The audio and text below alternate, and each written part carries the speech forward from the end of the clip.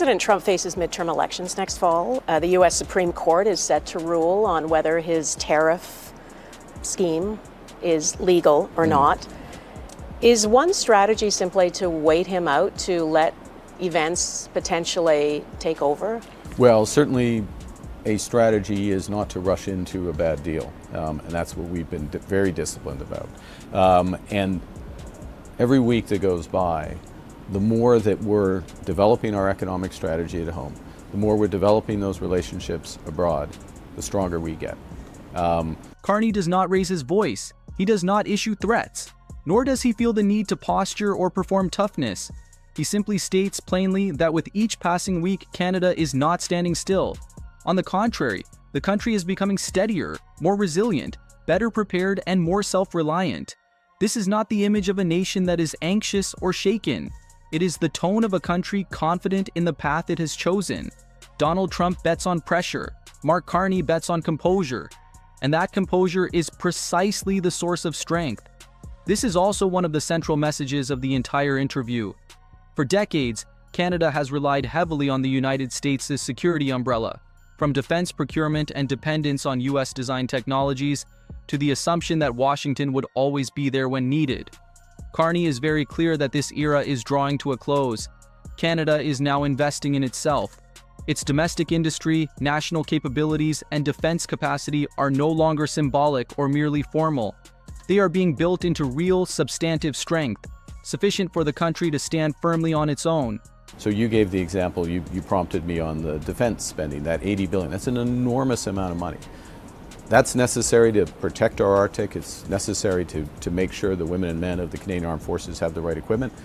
But a lot of that, instead of 70 cents on every dollar going south of the border to the United States, defense contractors, a lot of that is now going to be spent here, and it's going to help develop other industries. So all of that puts us in a better position. So yes, is it a better position to be disciplined, have the tough negotiations, which we're having, have those discussions, and then if a good deal is there, yes, we will sign it. But if it's not there, we're not going to sign a bad deal. The story here is not merely about armored vehicles or fighter jets. The real focus is sovereignty. It is about economic security. It is the moment Canada asserts that the country is not safe simply because it sits next to the United States, but because Canada has deliberately built the capacity to protect itself. That is what nation building truly means. It is about independence, about leadership under pressure. And from there, the interview moves toward one of its most unexpected political moments. Mark Carney reveals that some Conservative MPs, politicians who built their careers by opposing the Liberals, were not drawn in by incentives. They were not lured, nor were they persuaded by appeals or entreaties. They came of their own accord. That was no accident. It happened when seriousness was matched by credibility. It happened when even political opponents arrived at the same conclusion, first privately, then openly, that at a moment like this, Canada needs a leader who is calm, disciplined, and capable of maintaining control. No opposition MP abandons their ranks unless they believe in one core truth, that Canada will be safer under that leadership. This is not political theater. This is real politics with serious consequences, and Carney stands at the very center of that seismic shift. You called yourself a politician, though. You didn't used to do that. I am now a politician. I have to admit, I am Prime Minister, so yeah. I am a politician, but I'm still a pragmatist. It would be easier for you, though, if you had a majority. And you're inching towards that. Well, you are. You're one away now, because you have managed to lure a couple of Conservative MPs to the Liberal caucus. Are you courting other Conservative MPs to push you over the edge? Well, it's interesting. I wouldn't have chosen that verb, lure. Courting? Luring? Lure or courting. Okay. What I would choose is they are attracted by what we are doing. And that's a key element. You're looking in Parliament to have the confidence of the House in the vernacular, in the term. So you need support of obviously your own caucus, but others to either support or not stand against what you're doing if you're in a minority. So did they come to you and say? Yes, absolutely. And did you meet with them, with Chris D'Entremont and Michael? I met with them just at the end of what was a process, but in those cases, they came to us.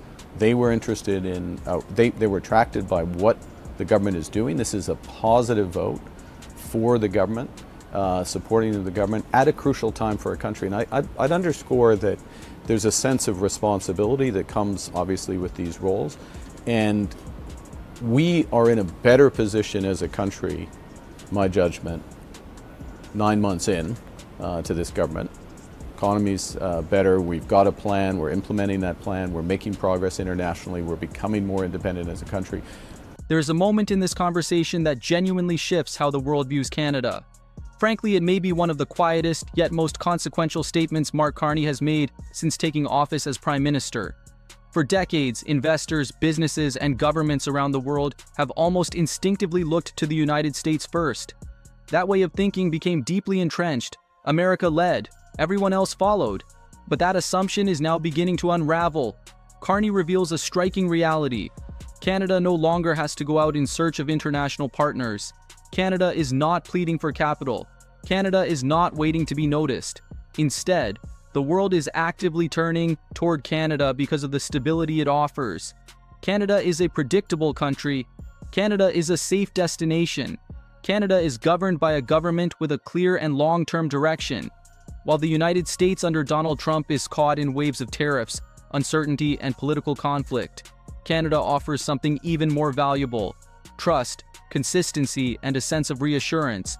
And from that, something larger has emerged: genuine demand. From Europe, from Asia, from the Gulf states, from multinational corporations to governments across the globe, they are choosing Canada. Carney does not present this with any sense of boastfulness. He is simply describing reality. The United States under Trump may be loud, but Canada has gravity. The United States under Trump may be volatile, but Canada is a place where confidence can be placed. The United States under Trump pressures its allies, while Canada is drawing more of them in. That is shifting the balance of power. Because when the world wants to work with you, you no longer enter negotiations from a position of weakness. You arrive with leverage. And it is precisely this message of strength that Carney seeks to convey in this interview, not only to the world, but also to Trump himself. And it's a very fluid situation internationally. That's one of the reasons why we're being so aggressive in talking to different partners, developing different defense, security, and economic partnerships.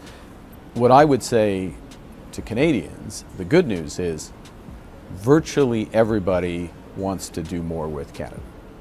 So that's true in Asia, whether it's the Philippines, Thailand, Singapore, the ASEAN countries, which are almost a quarter of the world's GDP. It's Indonesia, it's the European Union, it's the UK, it's the countries of the Gulf. United Arab Emirates is going to invest $70 billion, $70 billion in Canada. They've made a commitment to that. They made the commitment. We didn't ask, that comes. So people want to do more with Canada because we have what the world wants.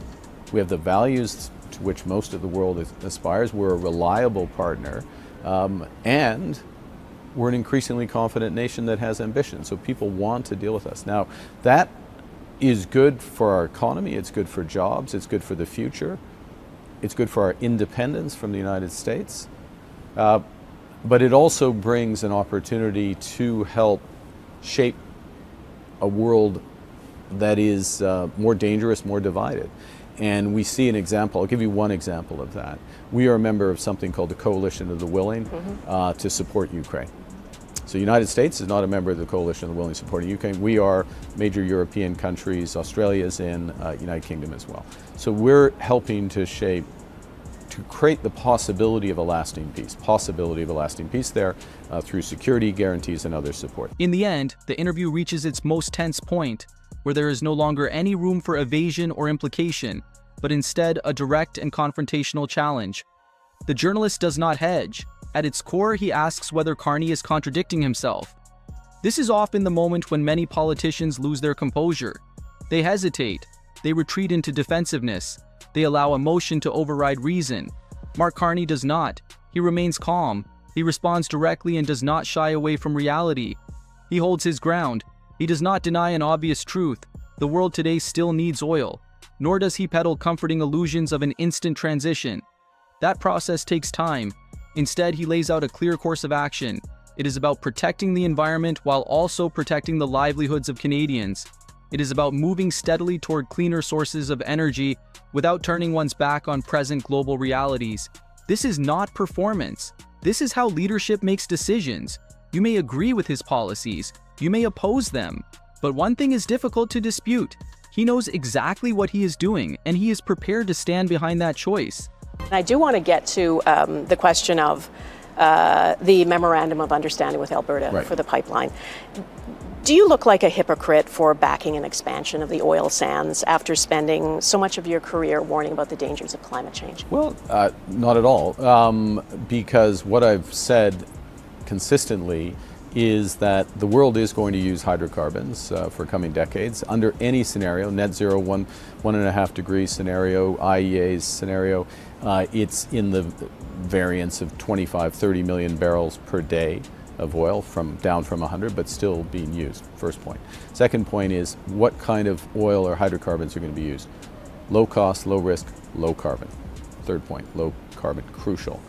If we are going to continue to supply hydrocarbons, it needs to be low carbon. That is why at the center of the Memorandum of Understanding is Pathways, which takes 16 megatons of carbon out, the equivalent of 90% of the cars and trucks in Alberta off the road, and that these are low carbon barrels. In other words, the production and the transportation of that oil. It's clean oil, I think, is the term that Alberta uses. Decarbonized oil. Yeah. Now, What emerges from this interview is not the image of a leader being swept along by circumstances, nor is it that of a government scrambling to find a way out. This is not a defensive argument to preserve a prime minister's position. It is the outline of a long-term course, one in which Canada does not bow to Donald Trump, is not driven by anxiety about Washington, and does not allow anyone else to define what strength means for this country. It is a Canada investing in real capabilities, a Canada that attracts partners rather than pleading for them, a Canada that speaks with restraint, acts with resolve, and moves forward with calculated caution.